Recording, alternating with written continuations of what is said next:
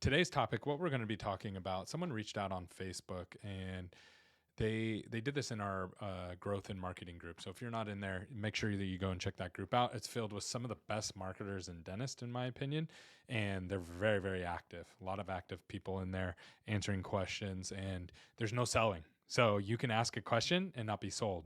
So that's awesome. So if you're not in there, go check that out. It's a great place for dentists. It's called Dental Marketing and Growth Group. You can just check out my profile on Facebook or on Instagram, and you'll see the link there. So go check that out. But here's the question that was asked by a dentist. This is a newer doctor, and there's some things that we're going to be able to learn from this, guys, that will really help you if you're struggling with your marketing. So they said, I'm hoping to get some feedback. I need a marketing strategy.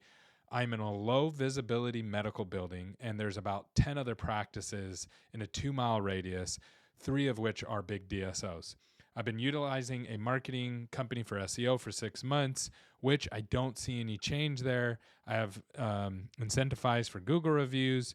I did a free exam with Facebook ads that yielded no patients. I'm doing a free toothbrush giveaway, no calls. I'm using Facebook, Google ads, Instagram, and Nextdoor. So let me just start by saying this. So often, I say this all the time, dentists open up practices and marketing's kind of an afterthought.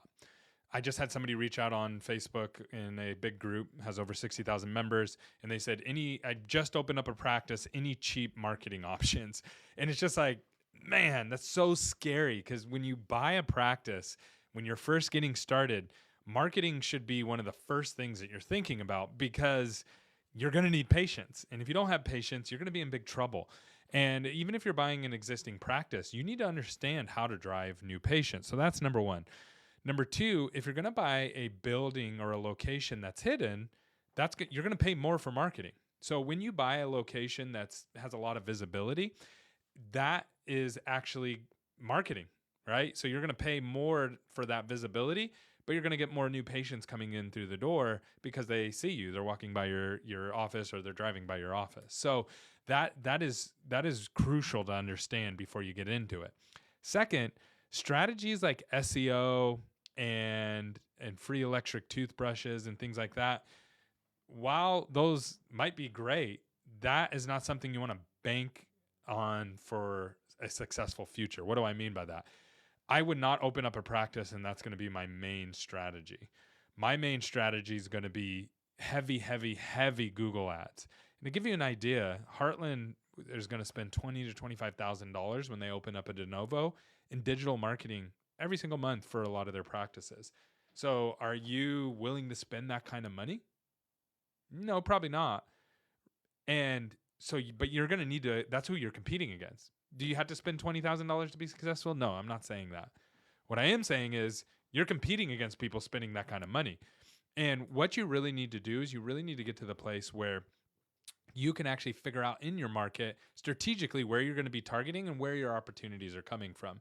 So what I replied to this person, I'm not going to read the whole answer, but in short, I told him you need to figure out where your opportunities lie, where the patients that you can target are going to come from, and you need to run ads to those areas really, really heavily. So we do these maps, and what they do is they lay out your location, your competition, and then it lays out population, and then it lays out income. And then from there, if you have historic patient data, you can actually see where patients are naturally coming from. And you can start to either go target more of those areas or find other opportunities or holes away from the competition. This is crucial. Most people in dental don't understand this, that traffic flow, location, ease of access, that all really impacts you. And then Google reviews are huge. So you're kind of at a disadvantage already when you're opening up a brand new office, where you need to really, really be competitive up front and spend a lot of money to be able to drive these patients in. So the lesson today is, kids, if you're going to open up a new practice and marketing is your afterthought, it's not something that it's part of the process of buying that practice. Be prepared to be in a world of hurt and suffering. And I see these posts every single day. I could talk about this every single day. I just bought this practice and we don't have enough patients coming in to pay the bills. It hurts my heart. And people are like, well, I don't have money to spend on marketing either.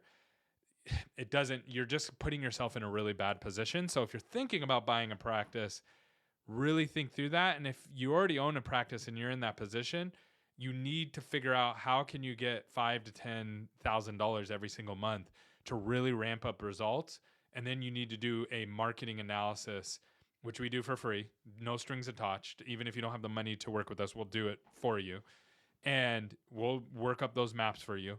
And you need to figure out where is your competitive advantage in that market if you're going to really make a run at it. So short but sweet today. I hope you enjoyed it. Comment down below if you have any questions. What did I forget? What am I missing? How do you like the new office?